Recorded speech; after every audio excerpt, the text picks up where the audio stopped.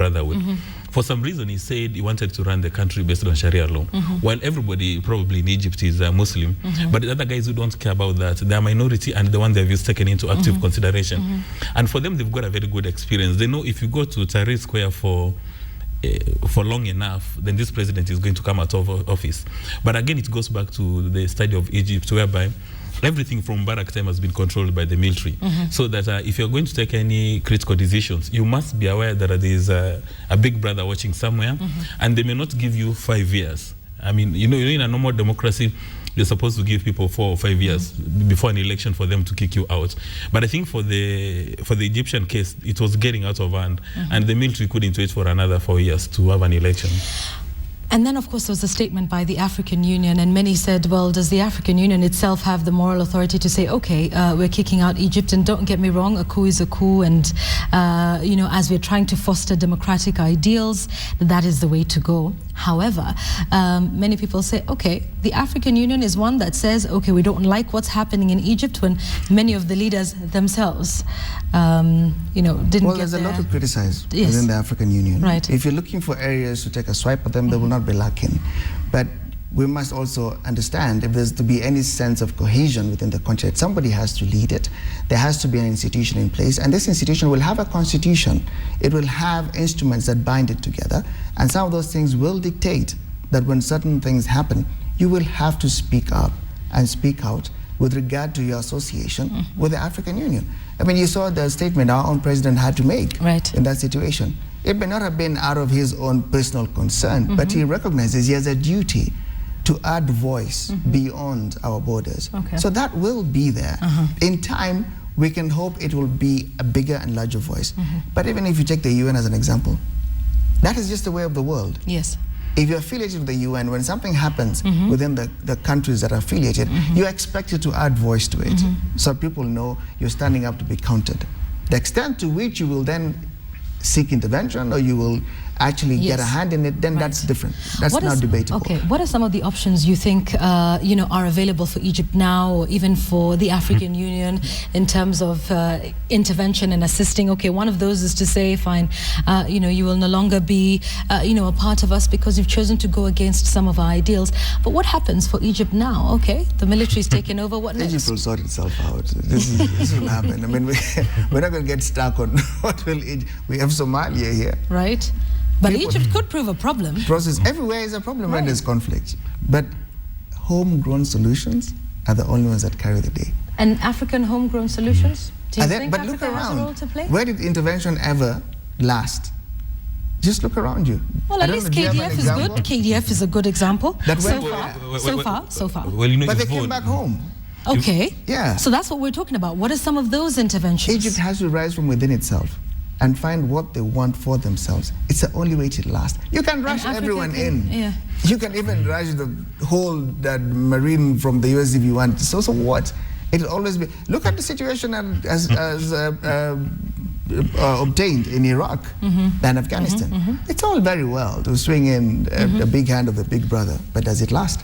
We love KDF. They're our own. You know, even but as after we're talking, what they did in Somalia. Okay, all right. Okay, let's also get it clear that even as we're talking about interventions, it may not necessarily be military. What sort of assistance would they require in this particular process? Should we be sitting down with them? Should we be brokering a deal? Should we be saying, okay, not necessarily brokering a deal, because I suppose there's none to broker. I mean, the military has taken over, and that's that. Should we be assisting them towards getting back, you know, into a system of elections? Those types of interventions, should we even bother, or should we just leave them to it? I think we're too busy. you know, Egypt is really... We're busy, man. We've got stuff to do at home. Egypt is a civilized society, and anybody who dares imagine of an intervention, military or otherwise, is actually insane. I mean, there are about 5 million soldiers in Egypt. So if you want to go for a military intervention, I really do not understand how you are going to do it. But all they need is help. And the new president has indicated he's going to come up with a timetable to ensure that they have a free and fair election.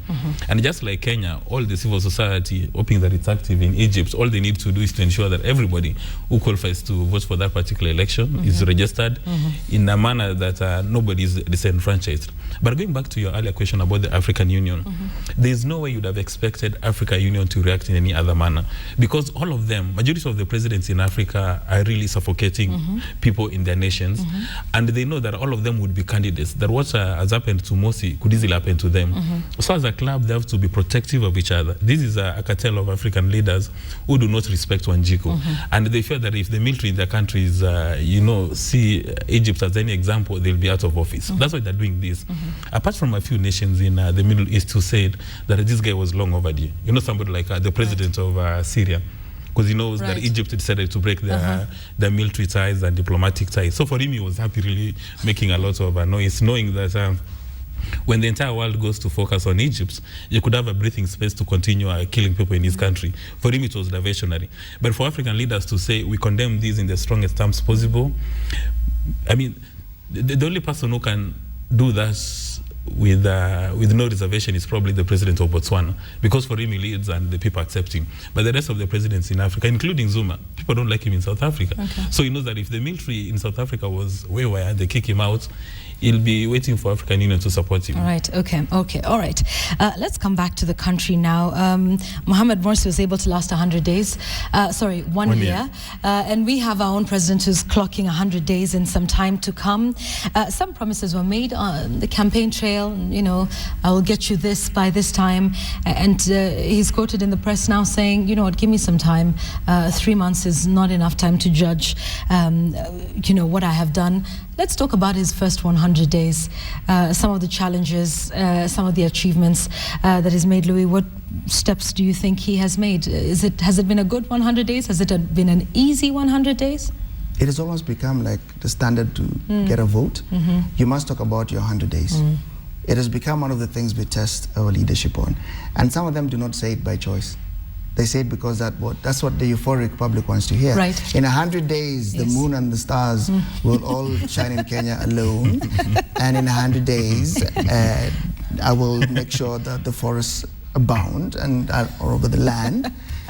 But when you look at some of these things factually, you're asking for miracles. Right. In what's 3 months? A little over 90 days?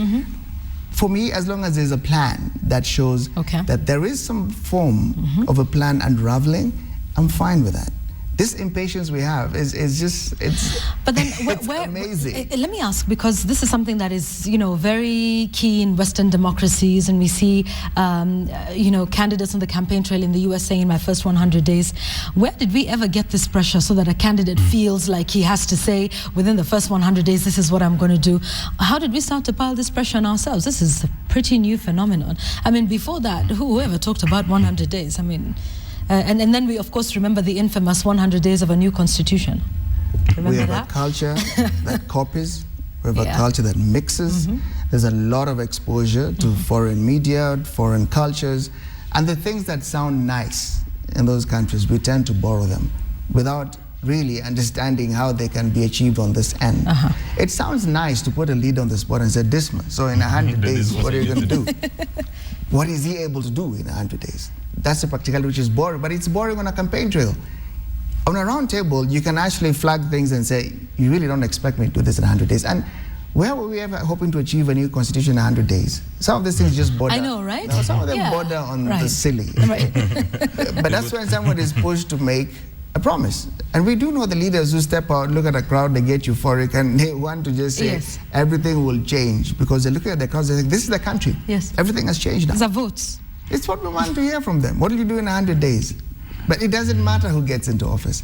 That pressure has to start leaning towards what can practically happen in 100 days. Yeah, and it's not rational for anybody to expect Uhuru Kenyatta to deliver within the first 100 days, because when he took over as a president, all the budgets had been committed to specific projects, and it would probably not be very easy to move a budget item from one line to another line to execute things. But what he said yesterday is very interesting, and he said all the cabinet secretaries have been given performance indicators, that there will be monthly reports, and I think the challenge now to the secretary, to the cabinet, is to make public those performance indicators, because you want to know. Because I understand in some other economies like Singapore and Rwanda across the road, that you get to know what every public official is supposed to be doing. I mean, if you're in charge of, say, sales and marketing at Safaricom, you're told you must have a subscriber base, a certain portion within 4 weeks. So it would be important for President Kenyatta to tell us, if he's given his cabinet secretary performance indicators, we need to see them, so that every month we are able to review. Like, for instance, if it's Ole Lenkeu, if we have 10,000 criminals today and he's been told you must reduce them by, say, 20%, we need to be seeing that happening every day. Because if Kenyatta tells us that he's going to have his cabinet secretaries held responsible, their performance indicators, and it's only the cabinet who know what the performance indicators is, then that will not benefit the nation at all. You remember there was a time we had, I think on several occasions, we had awards being given to certain ministries, and even that they couldn't agree on. And even that was never settled. That's right. Who got the A, who got the B, and who got the Z, and who got E for effort. They could never agree on what the criteria was. So what this was saying is critical. Give us, the public, these are the indicators of an office that is working. So even when you step out there to work, you know that Mwananchi knows what to seek, what to look for. But when you hide it in your office, it becomes one of those names that now we have a little box, we have a drop box of names that don't mean too much in this country right now. Vetting, investigation, what are those things called? Commissions of inquiry. So now you want to throw in there also, you want to throw in there indicators for performance? Do it differently. So again, the test is, all right, you made the statement. Now tell us what we need to look for. So when you're actually giving the awards, or when you're putting out the disagree, whip, we're with you. We're saying, actually whip them harder. Send the guy home. And when the guy is doing well, we're with you and saying, you've given us a good person. Let's roll out with them. Well, it won't be that rosy and nice, but at least it shows that there's a way that this thing will be done. But if we do not know what it is, then again, it's based on, it's like a monarchy. What the king has said goes. Criteria not needed. So even as we're talking about 100 days being a very short time, and perhaps particularly so, allow me to say, in defense of the Uhuru administration, there's a lot of transition. There's county governments. There's a lot of new things that we have not seen previously in the country, and all of that needs to settle down and be sorted before we can actually start to see some things going. So what should be the ideal time span? What do we hope to see now in the campaign trail for 2017, where we hope leaders should say, in the first 100 days, 200 days, the first year, the first 2 years, what's a time frame by which we can start to say, okay, now listen, you two, it's not working, you're not doing What is one of the things we've criticized around in this country? We have said the word manifesto means nothing. Now this becomes a test, because the leaders we have now are saying the manifesto will actually mean something. And the manifesto has a program, it has a schedule, it has a diary on it. In 2 years, there are many things we can flag against that manifesto. That will be the ultimate test, the things they promise to roll out. Because they cannot then sit back and claim it was transition time. You knew what you were asking for. You were walking into leadership that would have a lot of transition.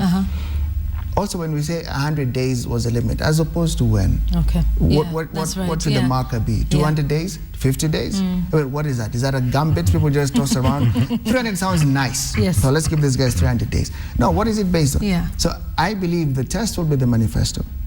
Otherwise, it's very easy to step up every day and shout at somebody, what have you done in 100 days? Some of those things are not practical, but they have said, and we talked about how many times are we going to see the president stepping up to speak in some of the issues that we've talked about, security being key among them, and everybody saying, can he intervene?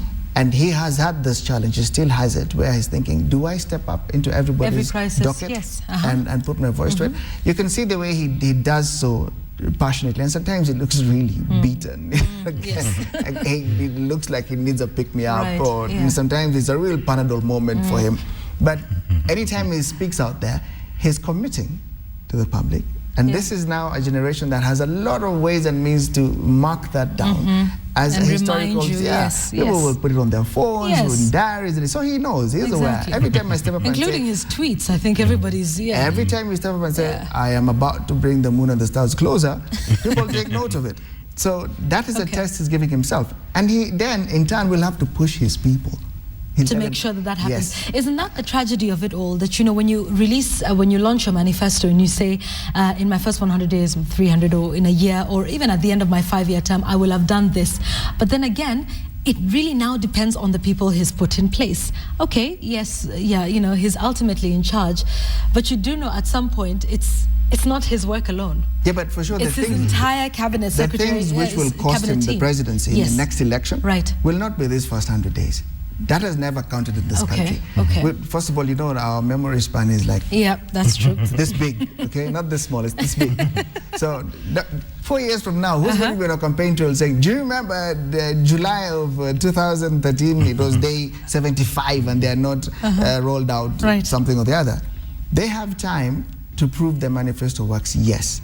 Will it be a time of celebration throughout? No, because we are impatient. Why? Like I told you, we come from a space where a lot of these things were not for us to be part of. But then again, total democracy never brings the kind of progress you also are agitating for in a country. You can't have it that any time you want to action something, you've got to get Yvonne, Dismas and Louis to sit with you at State House, and then you ask them, so what's up, what do you think? You'll never get anything working. So that will be his test. The things which he has to go alone and do. And my worry for Uhuruto, as you call them, is some of the things they're actually putting in place now may not even be for them to enjoy. That's right. In this next 1, 2, 3 years, maybe if they make it for another term, then they can suddenly count certain fruits. But right now, as early as it is for us to start swinging an axe to their heads, even the things they have achieved, they can't even claim accolades for them yet. It may not be theirs to claim.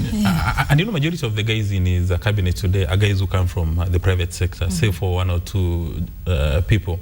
And what one would expect is for them to give us a plan. Like say Mr. Macharia as a cabinet secretary for health, he needs to give us some performance indicators. He's saying that I've taken office today, and this is the number of level 5 hospitals, the number of medical equipment we have, medical personnel, and within 1 year, this is what I intend to achieve. He could actually give us a 5-year plan, and he breaks it down on an annual basis, so that every 1 year we can look at him in the eye and say, this is the progress you've made.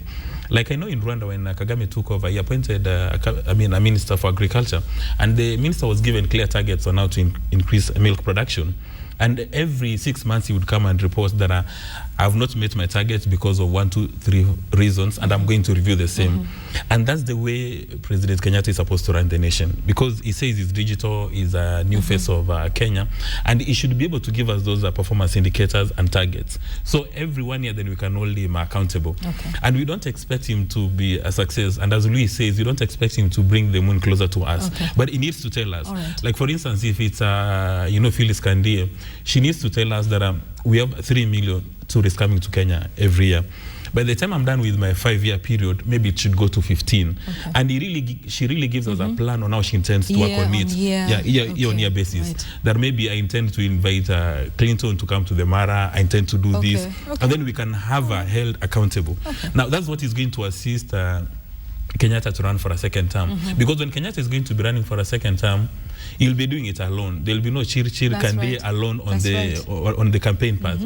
And you know that people who are suffering today who will never ever forgive the president if they don't achieve those performance indicators. Like for instance, where I come from, in my village, the people who still pour milk, they're not able to access the market. Where is that? So, I mean, I come from a very rich place in Kenya called Kisii. So some people are not able to access the markets. And for a farmer who spends a fortune today to take care of the cows and they can't access the market, I mean, so for them, they may want to hold the president accountable. And you know, it's only in Kisii where around 10 o'clock and 5 o'clock, all the dogs disappear from homesteads. Because when you milk and you're not able to access the market, you have to force your dogs to take milk. So that one is unacceptable. So that's the reason I was pushing for that. It's a very practical situation. It's not basing it on mythology. It happens. And like he's saying, this guy, when he runs for presidency next time, he's on that ticket. Alone. That's the thing, alone. And when he makes the promises, he's alone. But also, as he steps out there to speak, and I'm telling you, the days he leans on that thing like, so help me God. And the days he'll be up and say, here's the thing. So whatever the moment is for him, what he has to do, he has to throw out his troops also to speak to people. So that when he has to throw somebody under the bus, we will know why. Because at some point he will have to. That's right. He cannot carry the promises of all these people. And he cannot be the one to speak for them when they start flipping and trashing.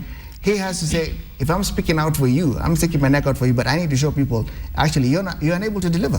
So right now, they need to understand, the more he steps up there to stick his neck out, he's going to start throwing guys under the bus. That's if you don't right. deliver. And, you know, and you see, the moment the president starts speaking on issues of, say, insecurity, and we have Ole Lenkeu, then what that means to the Kenyan nation, that are out of those two gentlemen, we don't need one of them. Okay. So we don't know whether it's President Kenyatta or Ole Lenkeu. Yes, that's right. So we don't want that. And there's an exception to what Leo Tena said. I mean, if say you're in Mandera and you've lost your relative to those clan wars, whether it's on day one of the Kenyatta administration or, you know, after 5 years, I don't think anybody will ever forgive him, because it's so to protect lives and properties. Yes, when your house goes up in flame, you don't care, because I mean, people woke up, for the few Kenyans who respect their civil rights, they woke up early in the morning to go and vote for either Uhuru or Raila, and Uhuru won. And when he was sworn into office, he said, I'm going to protect lives and properties.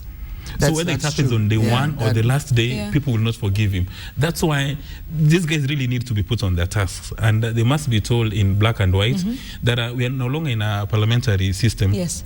Where you can say that some of my decisions are political. Right. Ole Lenkeu can decide to go and disarm everybody in Northeastern province, and he doesn't suffer any political risk. Okay, I mean, he's doing true. his work. That's so right, they really need to deliver. Okay, now, absolutely. I must add voice to that. Yeah. Really, security is, it's different. There can be no exception to security. You don't have the luxury of rolling out a manifesto 2-3 years down the line of security. You lose life today, it will forever count. And if you said, I'm coming to office to stop that, it will forever count. And I'm happy, at least Dismas and a few others even have the name of the cabinet secretary now. Remember, we were struggling with the name of the docket. So he has to step up and put his name out there. He's got to do it. It's very basic. If I have to step up and speak for you, then why are you on the job? That's what the president has been doing lately, it seems, with some of the big crises we've had in the country. He's stepped up and talked about insecurity. He's also talked about, you know, the teachers' strike, you know, which seems to have no end in sight. We're entering week 3. NUT is sticking to its guns. And then there's also the issue of, let's talk about the strike in Mombasa for a moment and how that was handled. You know, so the workers of the Mombasa County government go on strike, and they claim they've not been paid their salaries, and then Joho proceeds to sack them. And then I thought, ooh, hasty. And clearly I was not the only one, because he then reinstated them. And I know there's the issue, especially with a lot of the inheritance of the county councils, the city councils, municipal councils. There's a lot of rot in those industries, I mean in those councils, and including the fact that there were ghost workers. But are we handling strikes in this country the way we should? I know the big one is that, you know, if we give the teachers what they want, then the nurses will come, and the doctors will come, and the civil servants, and everybody will be, you know, lining up to do the same. But do you think so far with the strikes we've had, the teachers' strike, the one, you know, in Mombasa, and of course the civil servants one that's coming up, that we're handling it the right way? Do we know how it's done? I mean, you know, earlier on you spoke about Sabasaba, and the benefits of Sabasaba is a new constitution which demands consultation. That even if you are the county governor, you are the president, some decisions have to be taken over a round table. So you don't go to the governor's mansion and just issue instructions and expect that people will follow them. So it would have been important to have those conversations. And for me as a Kenyan who loves, you know, hard work, is anybody who thinks that their pay must be increased, let them make it public. Because you remember in college you are told the Maslow hierarchy of needs, that everybody aspires for big things in life. So if you think that you know, you're not being paid sufficient amount of salary in Mombasa County, please come up. If you're a civil servant, let everybody come up. Then they sit with their employer and you justify why you need the pay. Like for instance, when the MP say that they want to be paid 2 million, if they can say that by you paying me 2 million, I'm going to make very serious contribution so that our economy starts growing by double digits, let them come to the table and, you know, explain in black and white why they need a bigger pay. If Leo Teno wants his salary at KTN increased to, say, 5 million per month, assuming he earns less than that, he must tell the bosses. Did he just say that? he must now. I like that a lot. He must now tell. Thank you for wishing me well. He must now tell his bosses that I want you to give me 5 million bob. And if you give me 5 million bob, because of my show, I'll be able to get another 500 million coming per month because of 5 million. So if I work in the county council in Mombasa says that, you know, maybe you pay me 10,000 bob and I sweep this street, is not very clean. If you make it 15, I'll make it cleaner, it will be more safer, and as a result, there'll be more tourists coming in. Let's listen to that. Okay. But the biggest problem with our civil servants in Kenya, and most of us, we're just very lazy. We don't want to work hard, but we want to be given a peer review. Like if you go to Mombasa, the streets are very dirty, yet you have about 6,000 workers. They could argue, Dismas, the fact that the streets are dirty because they're not paid even that basic salary. Let's say it's 10,000 shillings a month or 5,000, that even that they're not getting. No, but you know, so what would bring them out into the streets to do their work every day? No, it was a delay by very few days, and that's normal all over the world. I mean, your salary does not come on the, say, on the 1st of every month. It can delay by a week or even, you know, for a few days, and you must live with that. But I think for me, the most important thing as a nation, you must justify, I mean, how much you're earning. And that's why we have those Fortune 500 companies in the US that are CEO earns so much, but he can justify why he needs that pay. Because he says, well, I'm at the top, I've come up with these innovations, and I've been able to grow the company from point A to B. Right, so what we're talking about is how we negotiate. Let's talk about how KUPPET is negotiating its way out of this one. Of course, everybody's terming them as a traitor, and this is becoming a bit of a, you know, public relations nightmare for them. They are hemorrhaging members to NUT. And this is what I found interesting, that it's a deal that's going to be inked later on today. But there were no specifics that they were given. You know, like, okay, you're back to the negotiating table, you're back to class. We will give you, out of the allowances you asked for, 1, 2, 3, this one in the next 100 days or whatever it is that they choose to give them. But there really is no specifics that KUPPET has been given. For me, here's the thing. This country has reached a level where you agitate in public. It is no longer a personal agitation. Through ways and means, information will come out. Conventional ways and unconventional ways. Back in the day when there was an agitation from an institution such as the teachers, when they went back to office, the country just heaved a sigh of relief, but nobody got the detail of what happened. Right now, you've gotten the attention of the country to the minute. You know, everybody is talking what the teachers are. So if you just sort of back out and back down and say, oh, I'm going to be nice now. You need to understand, it's not just about you and your members. You have to account to the public. If it was that easy to get you back into the classroom, why did you get our attention this loudly? Why did you stop the bus? Why were you shouting as if you couldn't even find a place to sit to put your feet on? Okay, thank you. Why was all that noise being made available to us? Right. You've got to give us reason for this. I mean, you went out there and said every day, I'm not backing down because this time I am sure I'm agitating for a good thing. Then you wake up tomorrow and say, I'm good now. What do you mean you're good? You stop the bus. Are we clear? We have to share in that moment where we say, actually now, we see the sense of them going back. And that's why there's now internal fighting. Because they understand the betrayal doesn't just end with their union. The country is interested. We've stuck microphones in children's faces. They have an opinion on it.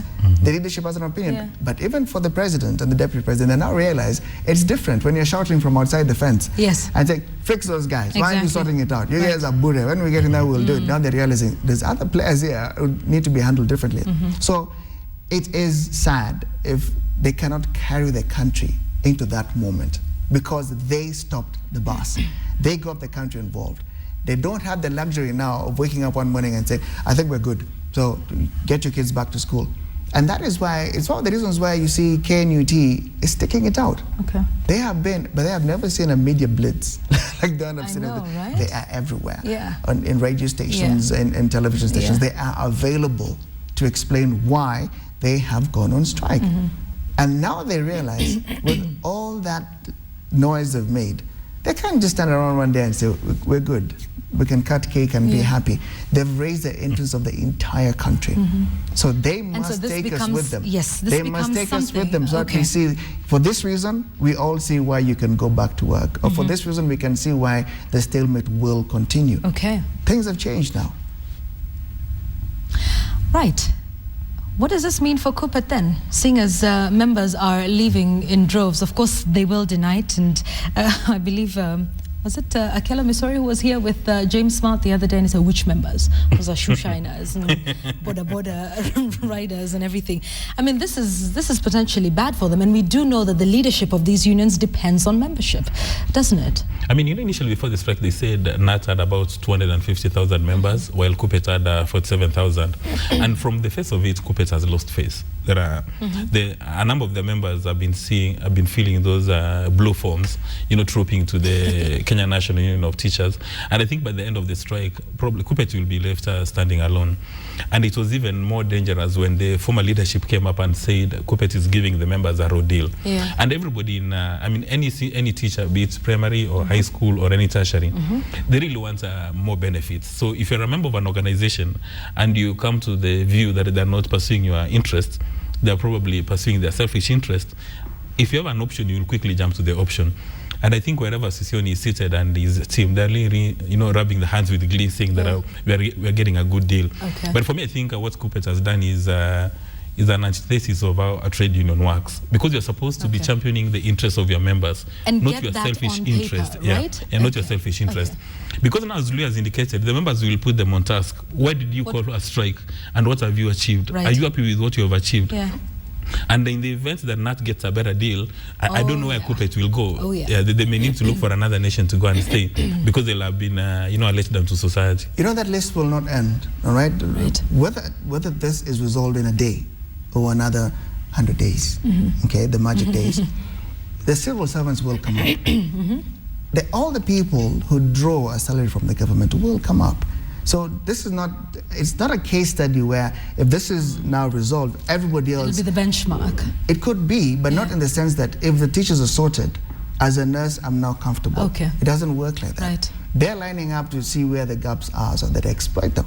And that is why my concern lies with that of the citizen. You've made a lot of noise. You've told us, a citizen, I want to do good for you and your children. Okay.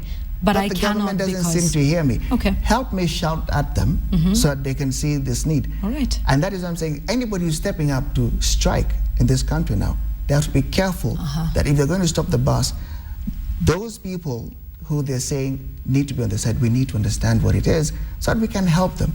And if not, we can tell them, shut it. Because tomorrow, if KUPPET steps up and tells the country, we want to go on strike, you can imagine what the reaction will be. That's what they've set themselves up for. Right. You can imagine what the reaction will be. Really? Again? Who are you? What do you want now? Everything will change. You'll be like, shut those guys down. And you tell a government, the citizen is telling the government, they'll whip you down. Because they have the support they need. Right. They will shut you down. And I think one of the things that NAT has done with a lot of success is disclosure of material information. Because they've been running adverts all over radio, TV, and some newspapers, stating the case where they're actually on strike. And as a result, they've won the support of even students. I mean, students who've been interviewed have said, let the government sort out the teachers so that we go back to class. Yes, exactly. And I think for me, that's really they deserve a pat on the back for giving material information so that now for us, we can understand why they're on strike. And as Lou has indicated, now anybody in the future, if you want to go on strike, if you don't win our emotional support and if you don't understand why the strike has been called, you're going to get no support. And be prepared to go the entire mile. Look at the leadership of Sosioni, and I say it here without fear of contradiction. I impressed by that fellow. But look at the things he's also bringing out. You run to the press and shout about a court order. Right. And he's telling us, where is it? Where is it? We haven't been served. How does the government get caught in that situation? Right. He's exposing things which should be mundane, functional things of functional offices. So again, they show that in championing institutional growth, these are the gaps that are not being covered. Why would you run to the public and say the court has ordered them? Ordered who? You're the same people who are saying we cannot talk to them on the streets. Yes. And they're saying, where's your letter? They've not been invited for a meeting. Catching these guys flat-footed on very basic things, which is why the two ministers who ran out to shout, they didn't succeed in winning the confidence of the public because they just came out as if they've got their boss's back, and as if the boss asked them for that. You don't need to get my back. Let's go talk to these guys. Let's go talk to them. And let's just talk about that for just about, because we need to go into a commercial break now. But How has this played out for Khamenei and Kambi Kazungu? What has this been like for their reputation, do you think? They're in the doghouse. Well, starting with Kazungu, Yes. I think probably President Kenyatta is regretting why he nominated him, because it's been a source of embarrassment. And I think for Khamenei, he's finding himself out of his depth. He's probably regretting that he accepted this, because it's become a subject of ridicule in the public domain. And when you have Mr. Sosion and the other gentleman at Kuppet telling him that Professor Khamenei, you do not understand industrial relations. For instance, you cannot say you're not going to pay us. You can't say you're going to fire us. And the Public Service Commission is very clear on how you fire a civil servant, or rather the Teacher Service Commission. Right. So it's really exposed their mischief. And I think those two cabinet secretaries have been an embarrassment to President Kenyatta. While President Kenyatta is supposed to focus on, the core issues of achieving, double-digit growth, he's now finding himself calling, having a crisis meeting by the hour. Crisis after crisis after crisis. Because I think in the morning he meets the education stakeholders, and at the waiting room there's Olenkeu, and then the other side there's somebody from the civil service. So his mind is not settled to grow the nation. And then of course there's the ICC. So he's throwing so many balls, and It's firefighting. But one wonders how he's going to manage. here's the thing. It's all very well to employ from the private sector. Who told you the private sector is perfect? Okay. Who told you there because go. somebody comes in from office? You need to understand the private sector has a lot of people That's who right. just champion what the bosses said, clap in the boardroom, and go out there and know it will not work. So people now in such a position need to understand it's not what they used to do in their old boardrooms. We probably got there where there's a chancellor in the university and what he says goes. Yeah. So you come out and you step up and you have to defend. But this is a different situation now. There's a country involved, bigger than the institution you're in. And we've got other issues we've got to deal with. That's right. So you need to go and tell your boss, how do you really want this thing to roll out? Because we're looking bad here. Yeah. When you take off like a bat out of hell to go and get your bosses back, he didn't tell you he's leaking. And even this other guy, he needs to understand, politics have shifted. These things of jumping around and trying to defend the president, it doesn't work anymore. Okay. So I don't want to say they're over and done with. Right. It was But just it's not looking so good. No, for it them. was just they went in from the deep end. So they need to take a step back and realize, okay, how does this really work? This is a different office altogether. Yeah. That's what they need to do. There's a chance for them to do well. There's still a lot of time. Remember how big our memory is? Yeah. And I think for Small. Yeah, there's time for them to Okay. sort themselves out. They just having learned. That's the thing. They better learn from this. And very fast. Yeah, and I think for Professor Khamenei at the University of Nairobi, there was a manual how to do things. Step 1, step 2. If students go on strike, you give them a warning. If they refuse, you give a memo. Then you call the close police. university Yeah, and- people go home. Yes. And that has been working for him. At that enclave, Yeah. that cocoon referred to as the Ivory Tower, which has achieved a lot of success. But right now it's a different ballgame. But I think for Kambi Kazungu, he's used to relating with voters back in the village, where he goes with a big VX and his word is low. But no, Sosion doesn't take that. Sosion is interested in the benefits of And the he's teachers. a leader in his own right. Yeah, as he's well. a leader in his So, own right. it's So one he's of saying those, leaders, we have to have a roundtable conversation. Okay. Have you ever met Magoha? Yes, I have. Yeah, He's a I've had very the powerful opportunity to chap. meet him. Yes. He's a great chap. I like him. I mean, he's all those guys. He's got stature. He's got presence. Except Professor Khamenei needs to understand, this is not a Magoha boardroom. There is now one President Uhuru Kenyatta, and this is different because he sends you out and there's people called voters. Right. That changes the whole playing field. With Magoha, it's okay. You'll sit in the boardroom and say, what just happened back there? Yeah. Okay, this didn't go very well, but we have to protect ourselves. Send those 3 students home. Yvonne, Dismas, Louis, suspended. Which Kenyan are you going to suspend? And send them where? To Uganda for 2 months and they can come back?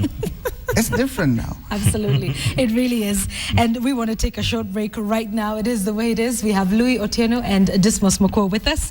And we have lots more to talk about, including Kathy Kilonzo and just what is happening in the Kiambu County Assembly. Well, nothing new really, but, it's definitely something to take a look at. And some footage to watch again. I find it quite interesting. All of that coming up on the way it is. We take a short break. Please do stay with us.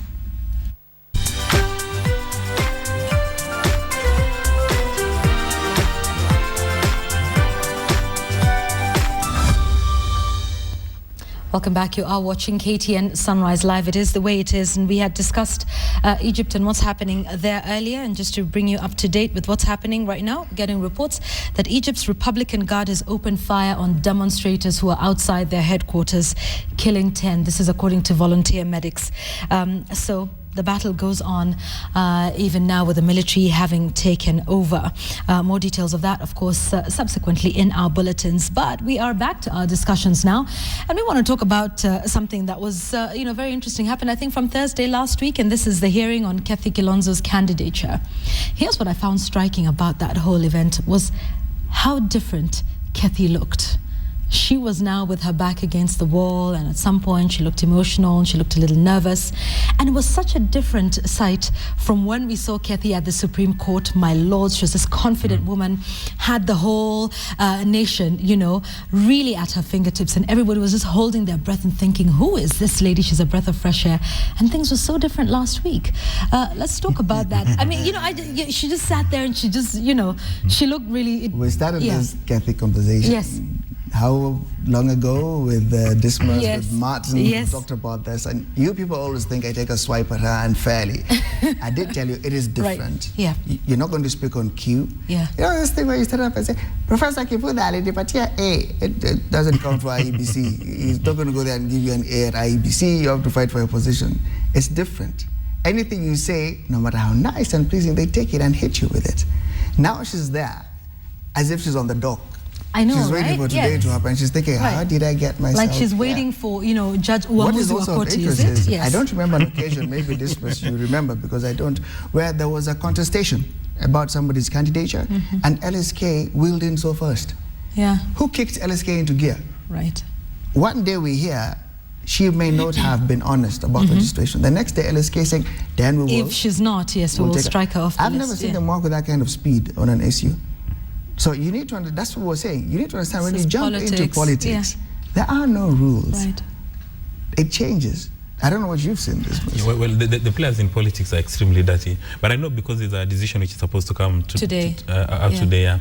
But there are two, you remember when you were doing your Christian Sunday school, the moral of the story, I think, from what has happened is that if indeed she was not registered as a voter, that's really very bad for the nation, because we've said for the longest time that the ruling class in Kenya plays around with the voters. That are for, the ordinary Kenya where I belong, when I wake up at 4 in the morning and walk for miles on end to go and vote for a particular candidate, it's so disappointing that the candidate's family do not bother to go and register, and they don't even go and vote. So for me, while I'm in the queue under the scorching sun, they're probably having Nyamachoma somewhere and maybe nursing their patchangovers. That's in the event that she's guilty. Okay. But if she's not found guilty, then IEBC is in big trouble. Because as a Kenyan, when I go to register as a voter, I'm given that slip. It's not up to me to know whether or not the slip is genuine. Absolutely. It's supposed to be IEBC. And if IEBC is found to be, to have played any mischief, because that people are saying that IEBC may have been compromised to find to create an environment that she's not a registered voter so that she doesn't run. If that happens, then I think as a nation we should start now bleeding. Because, I don't know whether anybody will ever trust any word coming from IEBC.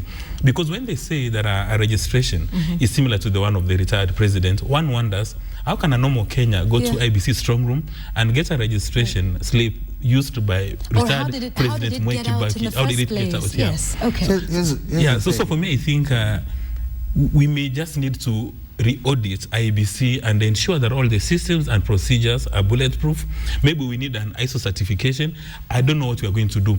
Because it may just mean that most of the people who voted during the last election were not even registered voters. ISO kwa kikisini nini? It's not about those certifications. We do not care for that certification. For me, has IEBC messed up? If they have, who in this country really is going to be surprised? Who's going to be surprised that it was IEBC's fault again?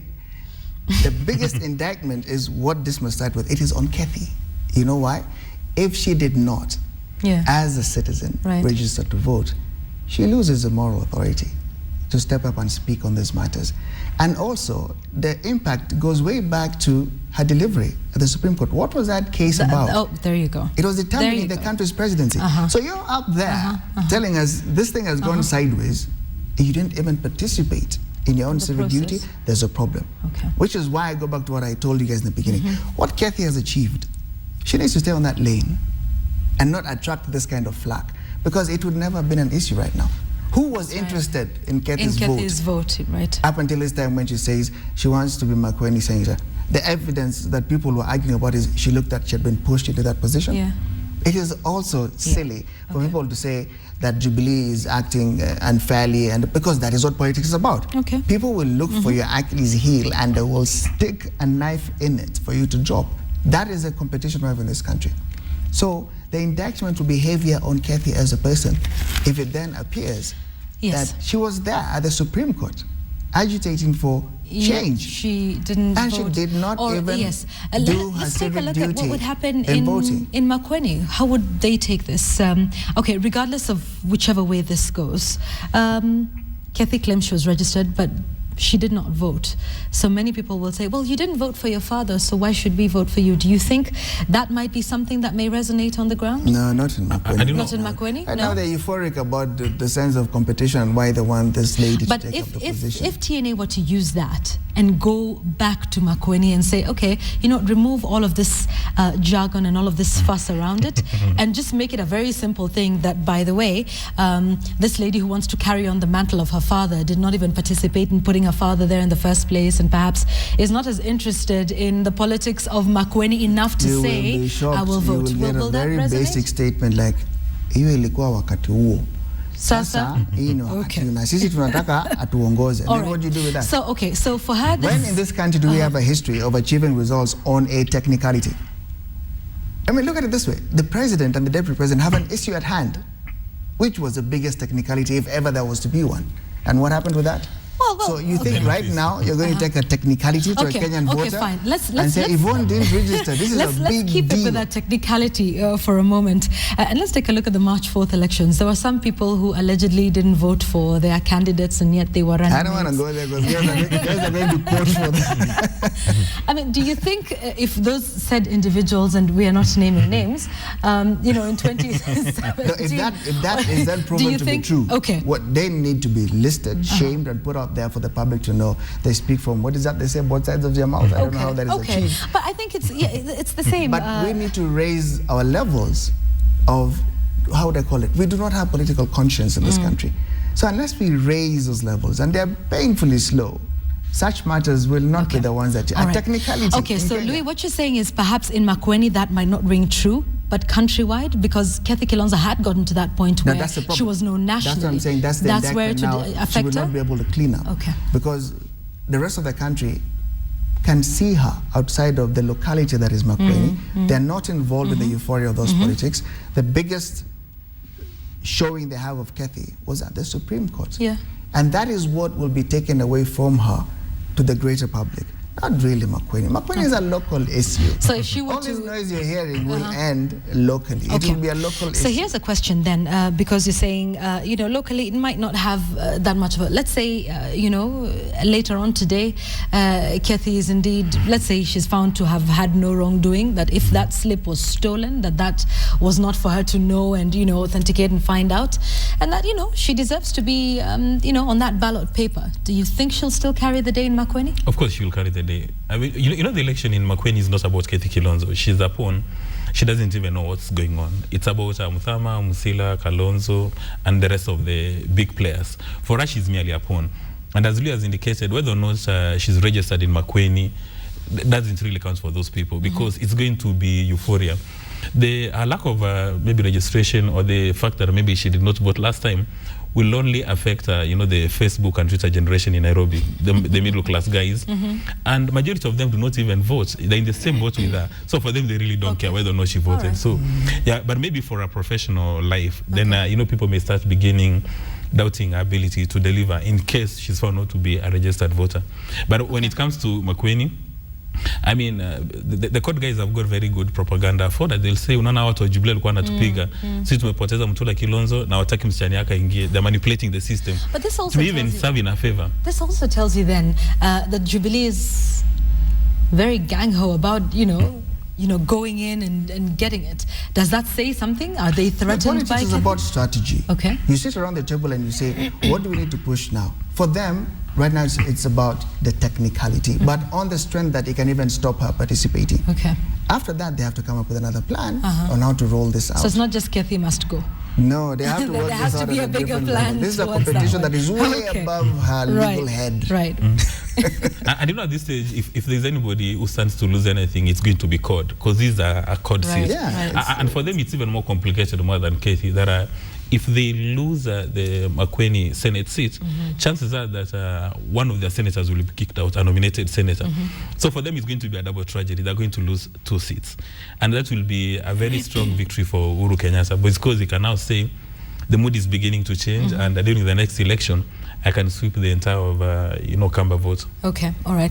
And she let's- needs to know that in the event that she, and I would love for the competition to proceed. I don't believe in that nonsense of technicality and everything, because in the face of Kenyans, you never competed, you really then can't stand up and say you won or you lost. Okay. I'd love for that competition to play out. The risk after that is, if she loses, she needs to understand these old men who are working with her and holding her hand will disappear? so fast, she will not be able to remember whose hand held her last, because then her hand will not be that attractive anymore. And she'll be forced now, as a family, regroup and go back to the promises that the government of the day made in terms of continuation of the things that the late father had started for the community. So they'll have to go back and have that meeting and say, right, where were we? Okay. That was a little hiccup. Okay. It's over, it's done with. Now move there's, on. there's things we need to do. You had them Right. agitating for even a stretch of tarmac road. They were very clear about it, and they said whoever's in office has to sort it out. They'll have to go back to those things now and say what needs to be done here. So please, let her not get carried away. There's old men holding her hand and walking around taking photo ops with her. That's not going to do it for her. It won't. Okay. Yeah, but for me, I think we need, IBC needs to set very clear precedents that if you violate the law in any manner, whether it's technical or otherwise, you must not run. Because depending on how this case is held today, and we are a country of, they say, traditions and rules, it's going to be used as a case study, as they say in law, ratio decidendi. It's going to be used in future for all arguments. So instead of somebody going today to register as a voter, they may just decide to while away, and then they play with the system. When there's a by-election, they say, I'm going to run. Okay. Why? IBC Well, held that. previously, yes. Yeah. So for me, Okay. I think if it means barring anybody, whether it's Kaloki, who probably did not resign in good time from Wiper to join, if they have not met the law, strict as it is, then they must be kicked out. Because if they don't do that, then Wanjiku will begin complaining, say, okay, so apparently this constitution or the law is supposed to affect only a section of class. If you're a member of the ruling class, you can step on the constitution to achieve your selfish interest. Okay. But all you right. guys do realize IBC is a work in progress. You guys do realize Itself. IBC right now is not standing from a position of serious moral authority. So you do realize right now it might even be in their favor to let these guys go and run. Okay. Because they haven't yes, performed okay. in a way that they can sit there and say, we are very strict on this thing. We have a history of sticking to the We have letter. set the and we precedent have set the- before on where this is it? issue. Okay, And they all right. don't need that flack again. They have yet to clean up house. Over the It March is in 4th their election. best interest to say, go and sort yourselves out. Because that's a house that needs to be sorted on its own. Yeah. It'll Because be even difficult. the IDC chair himself says he didn't know about it. He was There hearing will- about it for the first time, and in fact they're scared about these, what they're calling individual statements that are being made at that It hearing. would be their favor to let this competition proceed. So that it's not about them anymore. Because if it doesn't, now they come back into sharp focus. And we know they're still listing. Okay. They haven't righted their path yet. Okay, all right. Let's talk about an election and someone who's already in there. And I know we cannot say too much about this because he's already in court, and that's the Kasarani MP who was accused of receiving a bribe. And this is in regards to some CDF money. Let's not talk about him. Why did you bring him up? No, because I want to talk about members of parliament. Why did And I you want to bring talk him up? about the control of CDF for a moment. Because I think that's been the big bone of contention. And the MPs themselves had even made, some sort of subtle threat that if we're not allowed to take control of CDF, that we will not pass certain things in the budget or the budget itself entirely. Let's talk about controlling this. Well, Is it one a good fox thing protecting is a that lamb, is it? One good thing is now there's an indication that you're not untouchable as a Okay, member of parliament. all right. That's a good thing. Okay. It's not going to be that as an MP I'm covered. You're not. And I would love, though, for a situation where the citizens can agitate differently and can actually call these people to task and put them out there if they're not doing what they need to do with CDF, and end up in a process where somebody is in court or is out of a job because the citizens sat and said, you're not working it. How much Because control- How many guys will we have who are brave enough to go and sit with authorities and say, okay, I was trying to mark a few dollar bills, I'll take him with this fellow, and we can make a whole movie out of this. That can't be the scenario that rolls out across the country. Okay. Here's the thing, though. What is the control now that members of parliament have over CDF, as opposed to in the 10th parliament? Well, they still have absolute control because in the election of the CDF members, they get to have elections in the constituencies, which sometimes turn very violent because of the money they'll be controlling. But there's supposed to be a competitive tendering process. Sorry, but still with that, people do not play according to the rule. And the fact that one person has been caught with his hands in the jar is an indictment on the entire civil service. Right. And this thing is not only limited to members of parliament, it's the entire public service. And the former PS for Treasury, Kinyua, is on record as having said that that's how we lose 40% of our income to these corruption-related practices. And it's only in Kenya and maybe Uganda where you have the richest people as a civil servants. People who never sold, for instance, this juice for a profit, yes, they're millionaires. And the money that this trader was giving the MP is part of the cost of a project. So if a road is supposed to cost, say, 10 million, right now, they inflate it to 12 million. Yes. The idea has been, we'll put you in office because you've accumulated enough. So now you can let us get what is due to us because you're already If we send you there, when you're still trying to sell your milk in Kisii, and pouring it. Yes, then you will start stealing money to go and sort out your issues. Anyway, that has been one of the wrong things that Kenyan voters have. But even what you're saying is that corruption has now been, even in your tenders, in your whatever it is, proposals, there's always a markup, to take care of the way it operates. Corruption. Like, for instance, if the government wants to put up a road somewhere, chances are that they'll meet with the key contractors who are going to be beneficiaries. And they agree the cost of this road is going to be $1 million, but it's going to be 1.5 because there are 10 guys who need to be sorted out. And the guys who are supposed to be the beneficiaries of that contract actually do the contract papers and ensure they get the job, they do the job and they transfer money. How do you explain that some of the richest Kenyans are civil servants who are not known to have spent a day, they've never gone to Gikomba in the morning to buy Sukuma Wiki at 10 bob and sell it for 20 bob, or engaged in any business whatsoever? And for me, that's a national tragedy, which is why we said some time ago, we need somebody like Jerry Rawlings, who said to civil servants that if you are caught in any manner, either by omission or commission, you are guilty and you are going to be shot at Uhuru Park. Because as a result of corruption, there's no incentive for any normal Kenya to work hard. Because today, if you're looking for somebody as a role model, somebody that you want to tell your children, when you grow up, I want you to emulate somebody, you will be looking for the role model the entire day and you will not find a single person. There's not a rich man in Kenya whose success is very clear. That, he was born, say, 1962, he went to this school. The way you can have the story of Bill Gates or Richard Branson. Dropped out of school, started this and that. For me, the only example I come across is this guy who runs Ranalo called Kosewe. At least, there's progression. There are some stage he was in Kaloleni. He's selling pork and you can see. But all the millionaires today, if you tell them to give you the story, they'll say he was born 1963, he was a public servant. Then there's a break for 10 years. He comes back as a billionaire with choppers and everything else. Okay, interesting perspective. Now, let's talk about what happened in Kiambu County, last week. It was some interesting scenes, but it was refreshing because it was reminiscent of what used to happen in municipal councils and everyone struggling for the mace. Clearly, it was testament to the fact that our politics hasn't changed. I mean, I thought it was great fun from all the mundane stuff that we see on TV every day, but, it was quite enlightening to see. But obviously, we haven't changed, have we? In our result. I mean, democracy, 2013, we have county governments. People are expressing themselves. This is what you were talking about, that people need to have the chance to express themselves. Although in this case, okay. But what happened in Kiambu is not limited to Kiambu.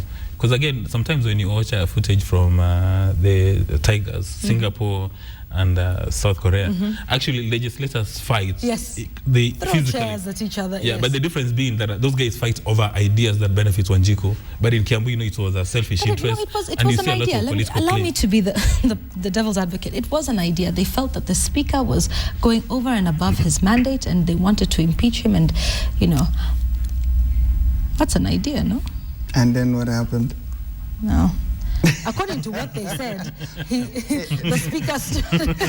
So that's the important thing. Yes. That's the punchline. And Right. then what happened? Yeah. And this is why we have to have the argument. Are we really building institutions, or are we still going to revolve around personality? Okay. The So it existence seems we of this, devolved this whole mess that we're so seeing on the our existence screens, of right? the speaker shouldn't be dependent on how the institution should run or who's protecting or covering for the speaker. That's the difference that has to be made. For that flare-up, it is good in the sense that people need to understand there is no, it's not over in the sense that things will be done cut and dried. There was an order that was made. But what people are doing now, if it flares up somewhere, learn from there, see what happened there, and sort out your own backyard. Because this is, I think, what we were hoping to never see. It was what No, we saw who in the said? city councils and Says the who? municipal council. No, I mean, says me. I thought we would never see this sort of thing. Then you're in the wrong business. Okay. If you're looking out for government, you should be looking out for monasteries. You should be looking out for monks and people who are in the orders of the church. There's order there, and there's a way to do things. If you're looking out for democratic government, there will be turmoil. There will be pandemonium. You express yourself, chances are he's not going to like what I say. But Chances isn't that what we'll both be democracy is? competing to get Okay. your ear because you will decide who has a bigger voice. Who says we're all going to be civil and diplomatic every other day? Okay. And there's always this thing of, wewe kama governor unafanya nini? And that's what's killing a lot of the things that happen. All those things you're marking from Mombasa to certain areas. Right. The institution has to be bigger than governors who've gone in with no precedent. You have to understand that this is a new field for them. Okay. You have to understand the pressure they have. They're competing. They're trying to roll out this. They're realizing every other day, by the way, that that absolute power doesn't exist. And then they've got their troops around them who keep chiding them and jabbing them in the ribs. You're the governor. What are you doing about this? Sort it. Okay, Get involved. Well, it was interesting to watch. It was just But I think for these county reps, they should engage more in communication skills and Right. and really perfect. I don't know which language they were using, whether it was Kikuyu, English, or Swahili, but they should perfect their language or oratory skills and be able to persuade people based on the mastery of the language. Because now the moment you start fighting, you want to run with the mess, you're throwing seats, then that's really unacceptable. Because if you're a parent and your kids are watching you on TV, what do you tell them back at home in the evening? That I was fighting for yeah. democracy. And early on in the morning, you are reading for them the riot. Actually, you're telling them that you must be good girls and good boys. Right. So these guys, I think now civil society has got their work well cut out. That they need to take these country reps on basic seminars, communication skills, standing orders, and stickler to procedure. Okay. Well, it's a very local scenario, all right? Yes. Now, if it was best for them to communicate in Kikuyu, I don't mind. Yes, which is what Dismas is saying, but just have the skill. But even in that Kikuyu, you need to be able to tell people what's going to happen, what's not going to happen. You cannot expect all of them to speak in English or Swahili. That's right. Language yeah. is not my challenge. Yeah. My challenge is this is a The chance communication for skill. people to now say, are we building an institution? Or are we still fighting in terms of who's the individual who's bigger than the rest of us and needs to be covered? Okay. That is what is being exposed now. It's institution versus personality. Okay. And that will not be the only place that fight will play out. It's fair warning to all other people. This is what's coming. So if you're waiting for I think drama, like Arnold says on Twitter, it says you still have 46 to go. Kiambu then was the first. it's fair warning. Competition will flare out in many different ways. Okay, I know this happens, elsewhere, and you've mentioned Singapore, and we've seen it in some Asian, Eastern Asian countries as well. Still embarrassing. Though. But you see, the difference is for them, they fight over ideas. Like, for instance, on this issue of VAT, one would expect that maybe CORD members of parliament are saying they're opposed to risk. They come up with concrete ideas and alternatives. And then they so fight that when over Miduo presents them in parliament, and then the Jubilee guys fight over ideas. But here we are fighting over mundane issues. We are not fighting over ideas. And for me, I think any democracy, you need to fight over ideas. Even in the state Senate for Texas, I think the government wanted to introduce some rules around abortion. And a Democrat said, I'm going to speak for 12 hours non-stop. I remember, yes. And she was just speaking for 12 hours non-stop. Right. That's a good sign of communication There's a word skills. for that. Okay. I don't know, filibuster or something. Yes. Yeah. It's a And she filibuster. kept on speaking for hours on end. I suspect because she has good communication skills. Can you imagine speaking for 12 hours? It's a All right. it's and it's a way of protest, right? Yes, This it's a is protest. something. it's a weapon open to them. Okay, yeah. The way of protest. Perhaps we should try that in Kiambu. Are you okay? I have to be civil. In whatever language, by the way. No, I was just talk just for going to 12. ask you like. Yes, am I out of my what mind? No, I just let me be civil. Let me just say that we can't borrow in totality the things that work. I know that, but And Kiambu has to happen because some of the expressions that we have not been truthful. And the leadership cannot say that they've set out a precedent on how certain things will be done. Okay. So we just need to know that in certain areas, people are a little bit more expressive than others. Okay. And there will be climbing of tables and I like how throwing we're of calling chairs, this but- expressive. Yeah. This Although is a form of expression. I'm not from the space where people say teething problems, democracy is going. No. Throwing things around is an expression of what you want. It's not a teething problem because you're knocking out teeth anyway. So we're not in that stage where we are so lost and behind in democracy. We are not, as a country, we cannot take that argument anymore. That we are so behind that we have teething problems everywhere. No. We have an issue on whose teeth are staying and who's being knocked out. And you know, this is a disciplinary matter, and one would have expected TNA to call their members to order, because I suspect majority are TNA members. Right, yes. So would have expected that maybe Mr. Sakaja and his team would have summoned these guys and tell them, this is not the way we do business. This is not the TNA we are looking for. Yeah, because you see, there needs to be that party discipline, and people must take party positions and, prepare to face consequences. I mean, because, I cannot imagine if that is somebody I know and you see them in that sort of scuffle, and I just would not imagine looking at them. But that's what we need to do now. We need to push these levels in the country to positions where it's unthinkable for somebody to behave like that, because, you will be caught out at national level. Yes. But the reason why right now it will just be an incident, and it'll probably be more footage for Ajabu or something, and it'll end there. Yes. It's because really we don't have that process of supporting institutions. We're still working at that. So people know if you do this, it has a national impact. Exactly. It's a local matter, footage for Ajabu, and now those cameras are waiting for the next area. In fact, right now, I'm sure we're all looking at the county assembly, proceedings and hoping, there was an argument about the stature, the level, the capacity of those who are actually sitting in that assembly. Yes, that's right. It remains unresolved. That's true. And so you need to understand that this will play out in several other areas. Indeed, it will. Okay. And maybe one would expect that members who elected those people, registered voters who elected those county members, would actually call them and tell them, I voted for you and I'm embarrassed. Your behavior is unacceptable, is really against democracy. You do realize those are the same guys who are telling them, you can't take that. In an ideal world, perhaps. Yeah, the same guys telling them, Kwanini. Good, all right. We're trying to build an ideal world in Kenya.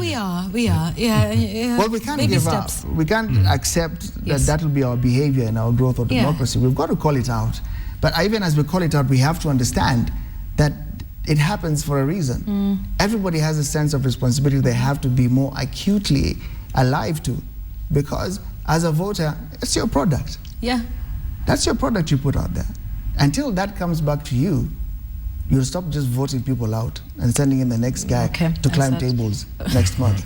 Even the reason why we may not achieve double-digit growth, the reason why we may not live to see all of us to 90 years old, life expectancy has reduced, is because of three things: impunity, mediocrity, and corruption. Now, what you see in Kiambu today, that's now mediocrity.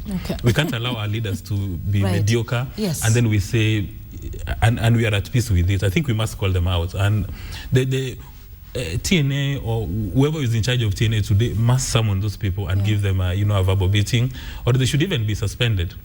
That's the only way they can learn how to do stuff. All right. Okay. Let's look forward now, because we're almost out of time. In fact, we probably are. 7 days. Last week we said, we hope the teachers' issue will be resolved. That hasn't happened. Is that something we're hoping? And Kathy will be, her case will be determined later on today. So that she makes senator, perhaps. Yes, as you have both rightly said, that whichever way, if this goes down to the wire, she will get it. Looking at IEBC's public position, it may be in their best interest to let the competition go. There's the other gentleman also. Yes, Kaloki.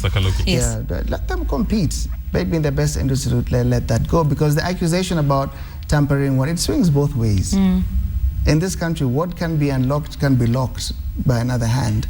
We haven't reached that place where we can point accusations in one direction only. The teachers, I maintain what I've said. If you're going to step up and attract public attention, then we must share in your success or your failure. Because the next person who stands up and says, I am taking a war to the government, you need to know that either we will be with you or not, or you're wasting our time. And we're the ones who will now start telling the president, Can't you whip them those or people? something, yes. There's other people who need jobs. Okay. So that reality has to be there. People will agitate. I'm just saying, take the country with you to the level at which Sosiro and his people have. If they do not succeed, we'll know where they failed. Okay. Because they made it their job to go around telling, educating, explaining, catching the government flat-footed on very mundane issues. So that's what I want to see this week, that will close those gaps, and we shall see people take reason for the steps they took, because it won't end with the teachers. There's people waiting in line. Yeah. We're done with the teachers. And they're waiting to see how this plays out. Yeah, they're waiting in line. And other cabinet secretaries, they should learn from what their two colleagues have gone through. Okay. Yeah. Mostly the don'ts about how to handle Well, they such ought to an learn how that thing rolls. Okay. For me, I think most important for IBC is to take a decision which respects the Kenyan constitution. And it shouldn't, the decision must not be taken, like it's a popularity contest or a beauty contest.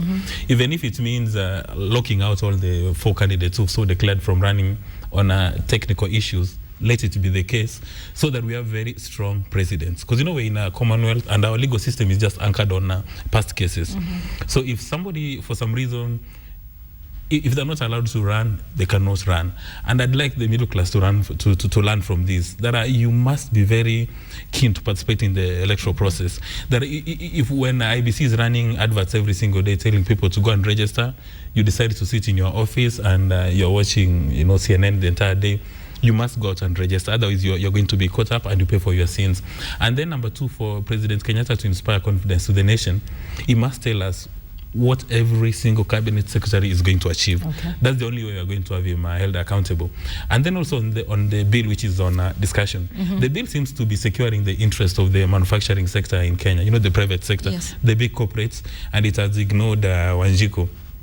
So one would expect that our CORD, which is saying they're opposing that bill, they should oppose and give us an alternative, instead of just shouting from Mount Kenya that we're opposing this and they're not giving us alternatives, because that's what we expected them to do as some sort of opposition. Like we were saying last week, alternative solutions, a different narrative.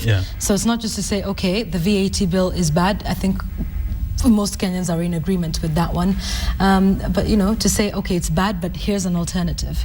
If you can do 1, 2, 3, 1, 2, 3, would still achieve the same. Yeah, this is the way it's going to take care of Wanjiko's interest. And then one hopes that the anti-corruption agency is going to move with speed and net more guys who are getting money from from suppliers and other contractors, so that we can reduce that 40% wastage. Because it's really unacceptable that a few civil servants or state officers and public officers keep on increasing the cost of doing business in Kenya at the expense of Wanjiku. That's why sometimes people don't want to come and do business in Kenya, because they're told when you land in Kenya, any contract, the size of a contract, you must have a certain factor. When you're doing a cost maker for a bottle, say a bottle of juice, now there's a certain percentage for corruption, increasing the cost of doing business unnecessarily.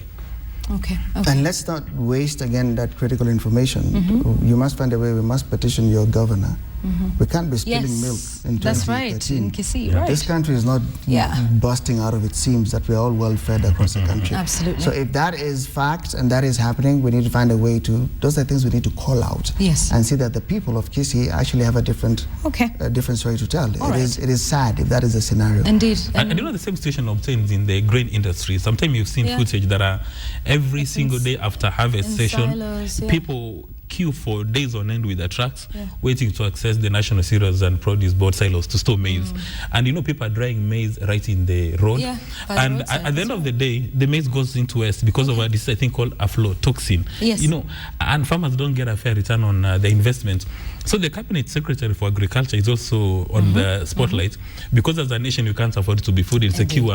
Simply because we don't know how to store food. That's right. Okay, all right. Indeed. So I think our message is out to Governor Ongwae, is it? Yeah, do something about the people in Kisii. I mean, there's lots of milk. We don't want to have that milk glut again, like we did see some years back with milk going to waste. But and indeed to every other governor. It's also happened in Nyandarua, so the Nyandarua governor. Yeah, there you go. So, and every other governor everywhere, I think, to take a look at some of these individual cases. I think that's why we have the county governments now, that it's not up to the national government, because they cannot be everywhere, but the governor can be in his, county, and they can all be in their respective regions. Thank you, guys, as always, for this very informative session. That has been been the way it is. Luya Teno, Dismas Mokua discussing all matters and taking a look at what happens in the course of the week.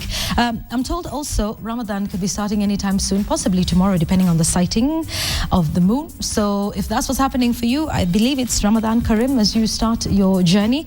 I think that begins tomorrow, but we will wait to see what happens in the course of the day. Also happening tomorrow, Inspirational Tuesday. You'll have to tune in to find out what we're talking about, but we will be giving you some tips on certain investments that you want to make. All of that happening tomorrow. Thank you for watching and for staying with us and for your feedback, your comments on Twitter, on Facebook and on SMS as well. It's been such a pleasure having you. Get your week off to a great start. We'll see you tomorrow. Bye-bye.